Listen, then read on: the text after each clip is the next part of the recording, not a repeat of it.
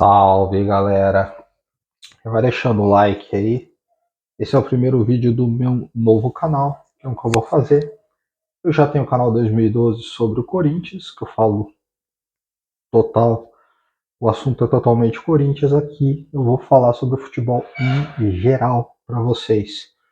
E um assunto que pouca gente fala, as mentiras que o futebol conta. Pô, o futebol é cheio de lero-lero, é cheio de sempre exaltando o atual, esquecendo o antigo. Então a gente tem vários temas para tratar aqui. A gente vai fazer um vídeo por semana nesse canal. Se os likes e os views forem bons, a gente vai fazer mais, tá? Tem muitos temas que a gente pode abordar aqui. O Palmeiras, ele é mesmo campeão mundial? Por que o Corinthians não venceu a Libertadores de 2000 e mesmo assim foi campeão do mundo? O campeonato de 2005 deveria ter sido dado ao Internacional? Mas hoje a gente vai começar com algumas outras polêmicas. Todo mundo, obviamente, assistiu ao jogaço que foi França e Argentina, final da Copa do Mundo de 2022. 2-0 para a Argentina, 2-2, 3-2 para a Argentina, 3-3, disputando os pênaltis. O que a gente mais ouviu quando terminou esse jogo? Foi a maior final de Copa de todos os tempos. Então, aí a gente tem que recorrer à história. Para a gente tornar um jogo como o maior de todos os tempos, tem que levar em consideração três aspectos, entendeu? Um deles, a relevância, uma final de Copa do Mundo não tem como, é a maior relevância que existe. A competitividade esportiva, ou seja, a troca entre duas equipes, um massacre, uma goleada nunca vai ser considerado um dos maiores jogos de todos os tempos, certo? E o contexto da partida, que é o mais importante para você colocar. Porque os dois de cima, normalmente, quando a gente está falando de maiores jogos de todos os tempos, eles já estão inclusos. O jogo Argentina e França tem uma relevância? Óbvio. Final de Copa do Mundo. Não tem como. Entendeu? Houve uma troca? Os dois times jogaram? Sim. Mas eu também vou dar uma mexida nisso. A outra, contexto. Qual contexto para essa final poder ser considerada a maior de todos os tempos? Aí essa hora que as pessoas. Aí essa hora é que as pessoas ficam um pouco confusas. Peraí, como que eu vou defender isso? Não há contexto algum para dizer que a Argentina e França foi a maior final de Copa de todos os tempos. E eu vou explicar aqui qual foi a maior final de todos os tempos, tá? Das finais que eu vi jogar, eu acompanho a Copa do Mundo desde 98, foi a melhor. Só que eu só vou poder incluir França e Brasil, Brasil e Alemanha, Itália e França, Espanha e Holanda. Essa acho que sem dúvida deve ter sido a pior. Acho difícil que a Alemanha e a Argentina lá de 90 tenha sido pior que esse jogo entre Espanha e Holanda. Argentina e Alemanha, que mesmo só tendo um gol foi um jogo muito bom. França e Croácia, foi um jogo bem maluco, mas jogo que só teve um time também em campo praticamente. E esse jogaço foi o maior, sem dúvida. Aí a gente vamos entrar no seguinte contexto. Esse jogo ele só entrou para essa galeria depois dos 34 minutos do segundo tempo, porque até então a Argentina fazia 2-0, teve chance de fazer o terceiro e venceu o jogo com enorme tranquilidade. A França não jogava. Então, dos minutos 74 para frente, a França consegue dois gols, um deles num pênalti bobo que a Argentina fez, e o outro na genialidade do Mbappé e leva o jogo para prorrogação. Na prorrogação, novamente, a gente não vê aquela trocação imensa. A gente vê algumas chances de gol dos dois lados. E aí a Argentina faz o terceiro gol, né? Que até tem revisão do VAR, tudo, se a bola entrou, não entrou aí, mas ela entra, a tecnologia mostra que ela entra e que o bumbum do jogador francês dá condição. E logo na sequência, a Argentina faz outro pênalti bobo e aí o jogo vai para os pênaltis. Na disputa de pênaltis, a Argentina vence. Ou seja, Até o minuto 74, era uma final de Copa normal de um time só jogando. Que é a maioria das finais de Copas que a gente viu. Você entendeu? Não houve aquela trocação. A partir do momento do primeiro gol da França, sim. Então a gente tem que considerar os 15 minutos finais e os 30 da prorrogação são 45 minutos.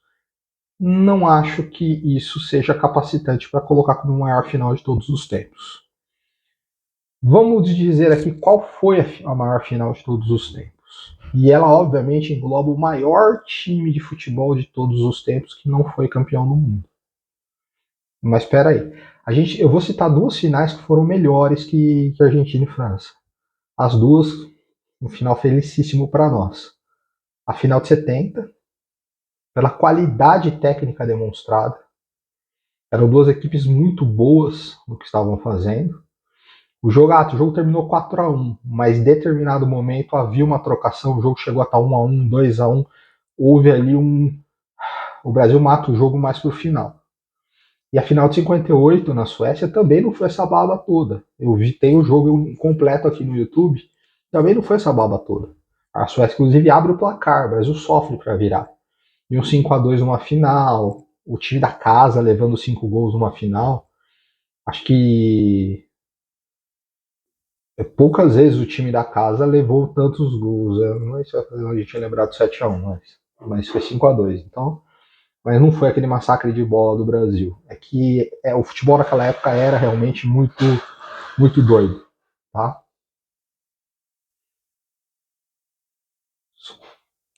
Só um minuto. Voltando aqui, a final de 58 ela foi uma final bem disputada. Aí, como eu falei, o placar final acabou sendo elástico e por causa disso não é lembrado como um dos maiores jogos de todos os tempos em Copa. Mas em determinado momento do jogo, quando estava 2-1 para o Brasil, 1-1 ou 1-0 para a Suécia, estava um jogo bem disputado. Assistam também, tem esse jogo na internet. Mas a maior final de todos os tempos não foram essas. Foi a final que virou até filme. E não tenho dúvida. A final de 66 também foi disputadíssima, com polêmica de arbitragem e tal. Também outra final que eu acho que eu colocaria num patamar acima de Argentina e França. Que foi a final entre a Inglaterra e a Alemanha. A Alemanha, na época, se chamava Alemanha Ocidental, porque tinha a Alemanha Oriental também, que também jogou a Copa do Mundo. 1954 foi a primeira Copa do Mundo que a Alemanha disputou depois da guerra. O país estava devastado, né? Se reconstruindo, a Alemanha praticamente acabou depois da guerra, tanto que foi feito um muro, ela foi repartida em duas. Naquela Copa, foi realizada no que é considerado o país mais neutro do mundo, a Suíça. E havia uma seleção que era disparada a maior seleção do mundo, que era a seleção da Hungria, de Ferenc Puskás, que inclusive dá o nome ao gol mais bonito do ano no prêmio da FIFA. Essa Copa de 54 ela tinha um contexto político muito forte, por ser a primeira Copa na Europa depois da guerra. A primeira Copa tinha sido aqui, no Brasil, e o Uruguai acabou campeão, e aí a Copa voltava à Europa pela primeira vez depois da Segunda Guerra Mundial. Então havia um contexto político, havia um peso muito grande nessa competição. E nessa competição saíram muitos gols, mas muitos gols. Foi nessa competição que tivemos, por exemplo, o confronto entre Áustria e Hungria. Áustria-Hungria não, desculpa. Entre Áustria e Suíça, que foi 7-5. Tivemos 13 gols num jogo só. E a Hungria, ela chegou na final fazendo os adversários de adversários fortes como nada. Ela chega na final com uma facilidade muito grande. A fase de grupos naquela época tinha 4 times, mas eram apenas 2 jogos. A Alemanha teve que jogar 3 porque ela teve que fazer uma partida de desempate. A Hungria não precisou. Os 2 jogos da Hungria ela ganhou de 9-0 da Coreia e de 8-3 da Alemanha. Ela fez 17 gols em 2 jogos. Ou seja, a mesma Alemanha que pegaria a Hungria na final tomou 8 deles na primeira fase. Aí ela vai para as quartas de final, onde ela enfrenta o atual vice-campeão mundial, o Brasil. 4-2 para a Suíça. Depois, na semifinal, ela enfrenta o atual campeão mundial, o Uruguai. 4-2 para a Suíça. A Hungria, desculpa. Onde está a Suíça, eu falo Hungria. A Hungria chega à decisão da Copa do Mundo com inacreditáveis, né? 8, 16, 24. 25 gols feitos em apenas 4 jogos. Nem o Manchester City, ninguém faz isso hoje em dia. Preciso estar com a camisa do Manchester City. Você fez 25 gols em 4 jogos, ou seja, uma média maior do que 5 gols por partida. A Alemanha, com a sua dificuldade, passa pelo jogo de desempate, ela também consegue chegar na outra chave e há um encontro. E as favas estavam totalmente contadas, como em 50, no Maracanã. Só que o que aconteceu em 50 não foi a final. Isso é mais um tema das mentiras do futebol. O Brasil só perdeu a final de Copa do Mundo uma vez na história, em 1998. Eu vou explicar o porquê num outro vídeo, tá? O Brasil não perdeu 2 finais. As favas estavam totalmente contadas. A Hungria já dava esse título como certo. 25 gols em 4 jogos. E você vai enfrentar um adversário que você fiou 8? Pô, não tem como você perder uma Copa. Aí começa o jogo. Com 9 minutos de jogo, inclusive com o gol do Puskás, a Hungria faz 2-0 na Alemanha. Com 9 minutos de jogo. Ou seja, se existisse bet naquela época, inclusive se algum bet quiser patrocinar o canal aqui, estamos abertos. A cotação para um título alemão seria milhões. A pessoa poderia ficar milionária, porque naquele contexto, o que os jogadores da Alemanha devem ter pensado? Pô, se a gente perder de pouco, tá bom. Se a gente tomar só uns 5, tá legal. A gente tomou 8 da outra. E aí a Alemanha faz um gol. Logo depois, diminui 2-1. Mesmo assim, ela imaginava, era uma Copa de muitos gols, ela imaginava que ia vir essa colada. A Alemanha consegue empatar a partida. Aí o jogo começa a ficar tenso, a Hungria começa a ficar nervosa. E no final do jogo, gol da Alemanha, 3-2. Vocês estão entendendo o que eu falei? Um time que fez 25 gols, aí 27.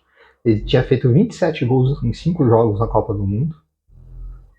Ganhado de 9-0, de 8-3, derrotado os dois últimos primeiros colocados da Copa. Com facilidade, abre 2-0 e a Alemanha vira e ganha a sua primeira Copa do Mundo, na primeira Copa do Mundo disputada no continente europeu depois da guerra. Olha a importância desse título. Olha a importância disso que aconteceu. Tanto que isso virou filme e o nome desse jogo é O Milagre de Berna. Assistam o filme, eu vou ver se eu acho o link do streaming que está esse vídeo, eu coloco aqui na descrição. E desculpa, Argentina e França foi um jogaço, foi uma coisa linda de se ver. Mas por todo o contexto e por tudo que aconteceu, e pelo fato do jogo da Alemanha e França só ter disputa mesmo depois dos 35 do segundo tempo, não tem como comparar o que aconteceu em Berna em 1954. É incomparável. Aquilo, para quem vive a história da época, as pessoas sabem que não existe a menor possibilidade desse jogo não ser a maior partida de futebol de todos os tempos, ou o maior final. Uns consideram a semifinal de 70, que houve um 4-3, uma virada na prorrogação a favor da Itália, como o jogo do século. Mas eu acho que a maior partida de futebol de todos os tempos é esse Milagre de Berna. É o jogo, a final da Copa do Mundo de 1954. Tá? Você discorda? Você acha que foi outra? Coloca aqui. Se você acha que a Argentina e a França foi a melhor, coloque seus argumentos aqui. Vamos debater civilizadamente, beleza? Deixa seu like, se inscreva. Mas não dá, cara. Não dá para comparar o que aconteceu no Catar com o que aconteceu em Berna em 1954. É uma coisa que vai fazer 70 anos, inclusive ano que vem. Não tem comparação, tá? Argentina e França continuam sendo um jogaço, é a melhor final que eu vi de 98 para cá. Mas tá longe ainda de ser a maior final de todos os tempos. Valeu, pessoal.